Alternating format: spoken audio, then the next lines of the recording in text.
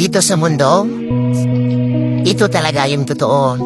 Yung realidad na dapat alam mo at ng lahat ng tao.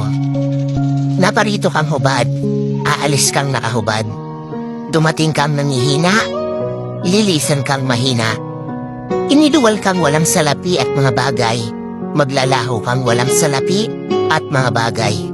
Ang una mong paligo, may naghugas sa iyo. Ang huli mong paligo, may maghuhugas sa iyo. Ito ang buhay. Kaya bakit labis ang mali siya? Ang inggit, ang pagkamuhi, ang galit at pagkamakasarili. Maging mabait sa lahat at gumawa ng kabutihan. May hangganan ang oras natin sa mundo. Huwag sayangin sa walang kabuluhang bagay. Manalangin at higit sa lahat, huwag na huwag natin sasambahin ng pera. Dahil kahit anong dami ng pera mo o ng ari-arian mo, kapag binawi ng Diyos ang buhay mo, iiwan mo rin yan at hindi mo madadala.